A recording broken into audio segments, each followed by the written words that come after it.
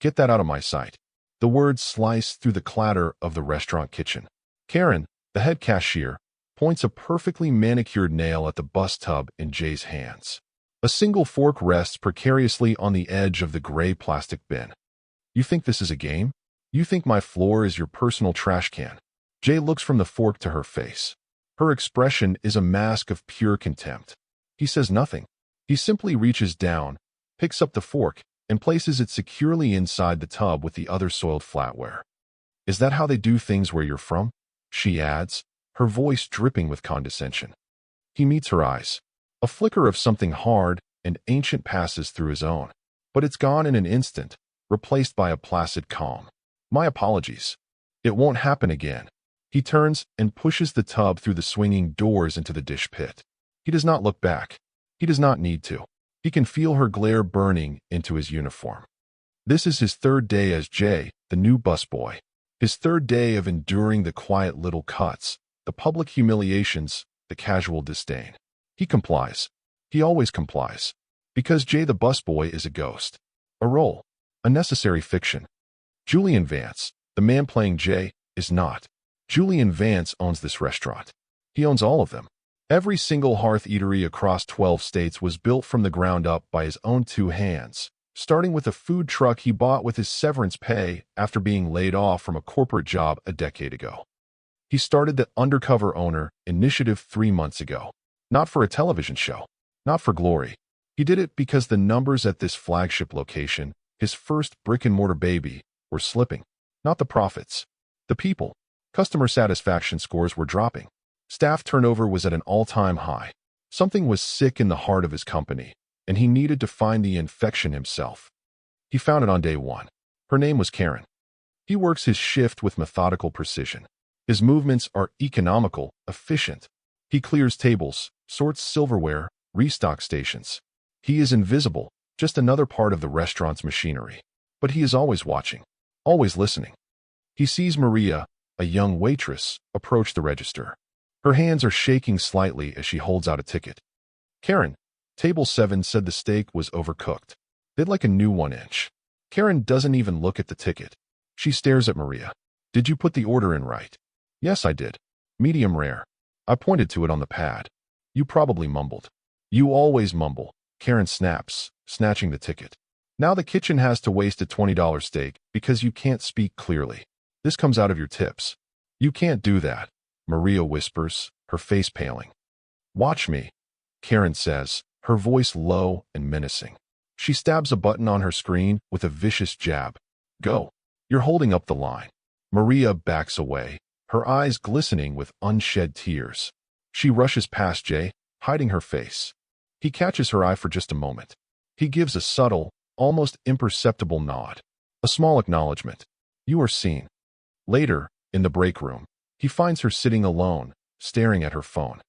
She can't do that, Jay says quietly, grabbing a water bottle from the fridge.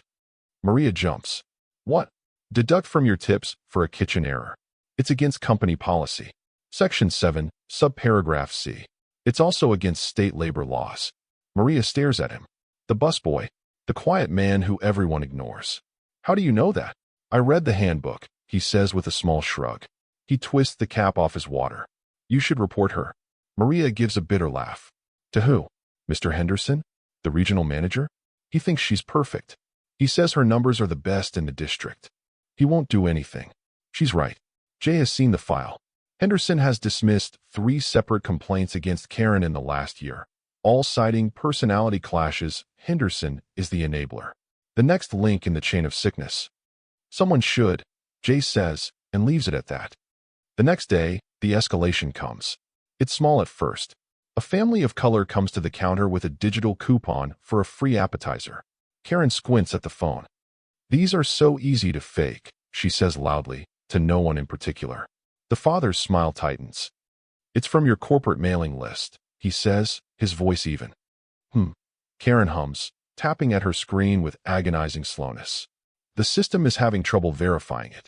I'm not sure I can accept this. Jay is wiping down a nearby table. He sees the mother put a comforting hand on her husband's arm. He sees their children looking confused. He keeps wiping, observing. His right hand brushes against the small, discreet audio recorder in his pocket, ensuring it's still active. It has been active since his first conversation with Karen.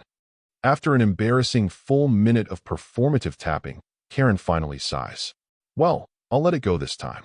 But for future reference, a printout is always better. The family leaves, their special treat tainted by suspicion and shame. Karen watches them go with a smirk. Then her eyes land on Jay. Her smirk vanishes. Later that evening, during the dinner rush, a customer at table 12 leaves a generous cash tip. Jay clears the plates, carefully leaving the money tucked under a salt shaker as per protocol for the server to collect. Maria is their server. An hour later, Karen corners him by the service station. Empty your pockets, she demands. Jay freezes. Excuse me? You heard me. Maria said the tip from table 12 is gone. You were the only one who cleared it. Empty your pockets. Now, the kitchen staff stills. The servers pause. All eyes are on him. On the busboy being accused of theft. He looks past Karen and sees Maria standing near the kitchen door, her face a mask of horror. She is shaking her head, trying to signal to him that this was not her doing. He understands. Karen is using her as a weapon. Slowly, methodically, Jay pulls the contents from his pockets. A set of keys on a plain ring. A folded, worn-out bus schedule. A cheap, prepaid flip phone. A tube of lip balm. Nothing else. No cash. There, he says, his voice flat. Karen's eyes narrow, furious that she was wrong, that her public shaming has failed. You probably already stashed it. I'm telling Henderson you're a thief. People like you can't be trusted. People like you. The words hang in the air, thick and ugly. Jay doesn't flinch. He simply gathers his few belongings and puts them back in his pockets. His unnatural calm seems to infuriate her more than any protest would have. Nothing to say for yourself? She sneers. Cat got your tongue. He just looks at her. A deep, steady gaze that holds no fear, no anger, only a profound, chilling certainty. He is a judge watching a defendant seal their own fate. He walks away. The silence he leaves behind is heavier than any shout. The breaking point arrives the next afternoon. It doesn't come with a bang, but with the quiet sound of a child's heart breaking. A man and his young daughter, who can't be more than 7, approach the counter. The little girl is vibrating with excitement, clutching a small birthday card in her hand. Hi, the father says, smiling warmly. We're here to pick up a cake for a Sarah Williams. Karen is on the register. She heaves a theatrical sigh, as if their presence is a grave imposition. One moment, she disappears into the back and returns with a large, square box. Inside is a custom-ordered cake, one of the hearth's specialties. Jay had seen the order slip. It was a princess castle, intricate and beautiful. Is that it, Daddy? Is that my castle? The little girl whispers, bouncing on her toes. The total is $94.50, Karen says, ignoring the child. The father pulls out his wallet. I just have one question. I asked for the inscription to be in pink. Is that right? My daughter's favorite color. Karen rolls her eyes. Sir, I just bring the box out. I don't decorate them. Could you just check for me? It's very important to her. With a loud groan of frustration, Karen grabs the box. She pulls at the lid clumsily, her movements jerky and annoyed. And then it happens. Her grip slips. Or she lets it. The box tilts. It slides. It falls from the counter. It lands on the floor with a sickening, soft thud. Silence. The little girl's gasp is a tiny, wounded sound. Karen stares down at the crushed box, at the smear of pink frosting now visible on its crumpled corner. Oops, she says, her voice completely flat, devoid of apology, devoid of humanity. Accidents happen. The little girl bursts into tears. Deep, racking sobs of pure devastation. Something inside Julian Vance snaps. The calm, observant facade cracks, and for a single, terrifying second, the full force of his righteous anger burns in his eyes. He sees not just a ruined cake, but a symbol of every small cruelty, every casual act of prejudice, every abuse of power he has witnessed in the last 72 hours. The father is kneeling, trying to comfort his daughter, his own face a mixture of shock and fury. You did that on purpose, he says, his voice shaking. I did not, Karen lies, her expression hardening. You distracted me. Now, if you want a cake, you can buy one of the pre-made ones from the display case. I want to see your manager, the father says, rising to his feet. Karen's lips curl into a triumphant smirk. This is what she wanted. A confrontation she knows she can win. Fine. She picks up the phone and dials. Mr. Henderson? It's Karen. Yes, I have a situation. A customer has become aggressive. He's making accusations. She has set the trap. She has moved the battle to her chosen ground, where her enabler will protect her. She doesn't realize she has just locked herself in a cage with a lion. Mr. Henderson arrives 20 minutes later, his face a mask of managerial concern. He ushers everyone into the small, cramped back office. The father, still trying to soothe his crying child. Karen, looking smug and victimized. And Jay, whom Karen insisted be present as a witness to the father's aggression. The office feels small, airless. The trap is set. All right, let's just all calm down, Henderson begins, directing his gaze at the father. Karen tells me there was an unfortunate accident. It was not an accident, the father insists. She dropped it deliberately. She was rude from the moment we walked in. Now, that's a very serious accusation, Henderson says, his tone dismissive. Karen has been a model employee for 5 years. He looks at Karen, who gives a slight, vindicated nod. He is playing his part perfectly. He turns to Jay. You saw it, didn't you? The customer was being difficult, distracting her. This is the moment. The culmination of everything. Jay takes a half step forward. The air in the room shifts. His posture changes. The deferential slump of the busboy is gone, replaced by an unshakable stillness. What I saw, Jay says, his voice quiet but carrying an impossible weight, was a violation. Henderson blinks. A what? A violation of the Hearth's core principles. Specifically, principle number 1. Every guest is an honored guest in our home. Jay's eyes lock onto Karen. I also saw a violation of the Employee Code of Conduct, Section 417B, regarding deliberate destruction of company property to antagonize a customer. Karen's smirk wavers. Who do you think you are, quoting the handbook at me?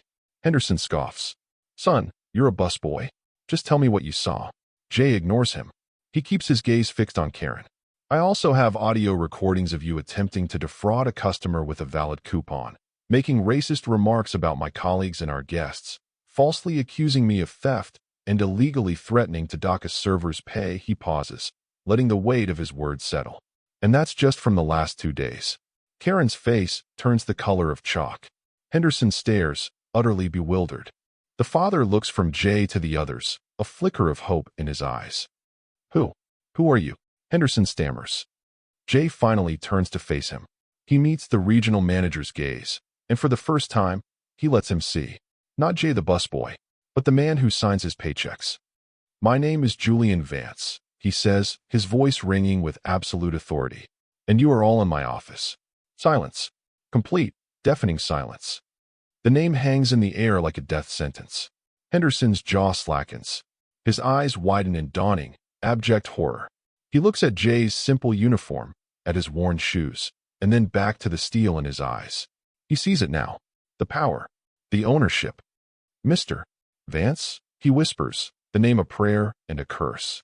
Sir, Karen makes a small, choking sound. The blood has drained from her face, leaving only a mask of pure panic. The world she had built, the little kingdom where she was queen, has just been vaporized. Julian pulls out a sleek, modern smartphone, a stark contrast to the cheap burner he'd carried as Jay. With a few swift taps, he makes a call. Sarah? It's Julian. I need you at the flagship location.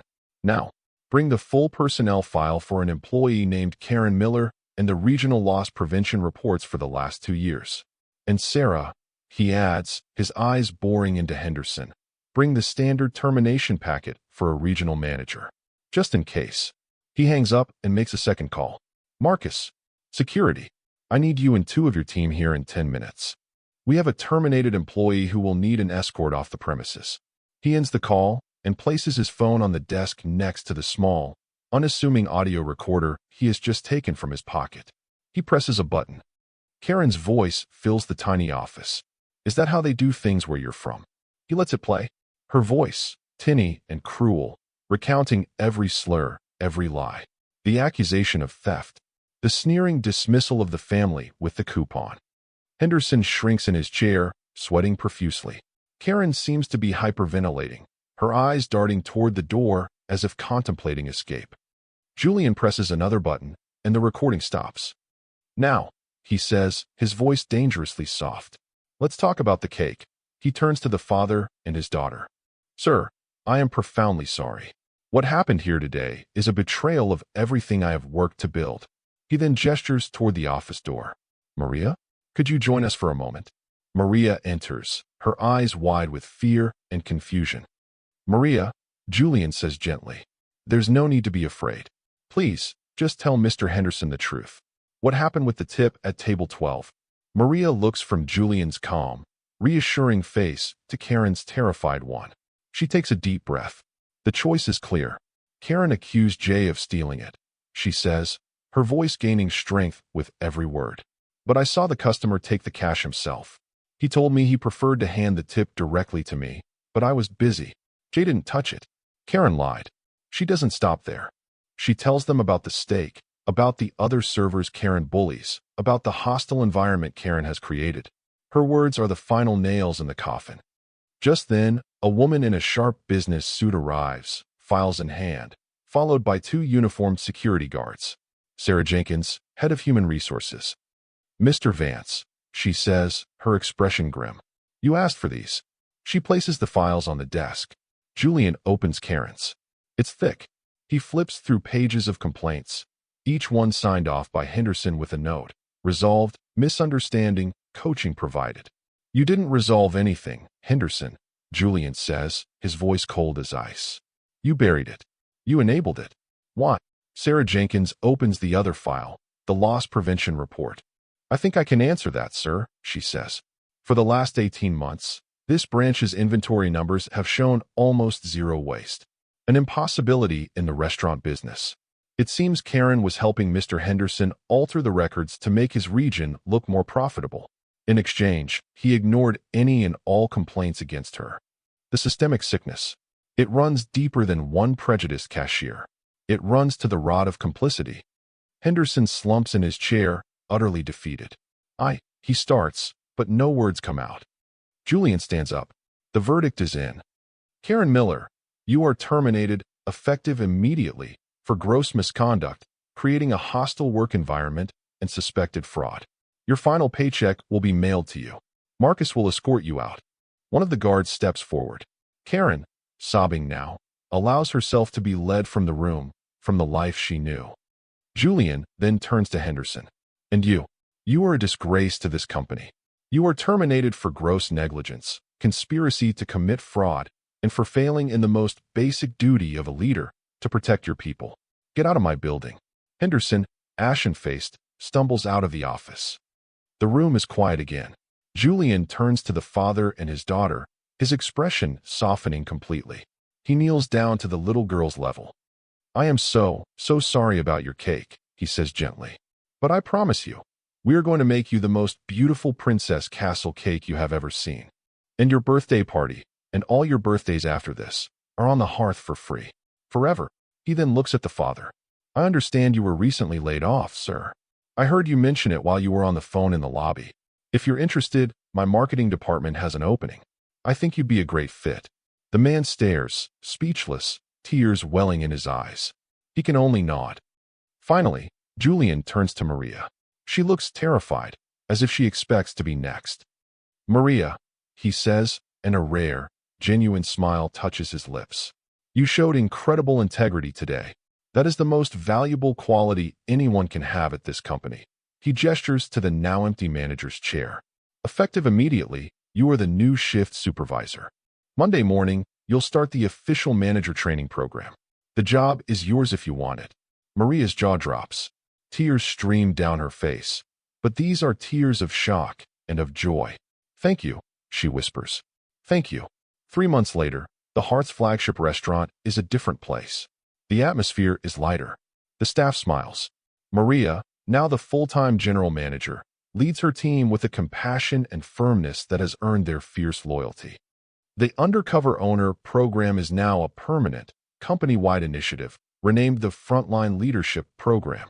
Julian has implemented a new, truly anonymous whistleblower system, and mandatory anti-bias training is required for every manager, from shift supervisor to the executive board. In Julian Vance's corporate office, high above the city, a new photograph sits on his desk. It's him, out of uniform, standing with a beaming father and his 7-year-old daughter. Between them is a magnificent, 3-tiered princess castle cake, sparkling with edible glitter. The little girl is holding his hand. Beneath the photo is a small, simple brass plaque. It doesn't say anything about profits, or growth, or market share. It just says, "This is why we're here."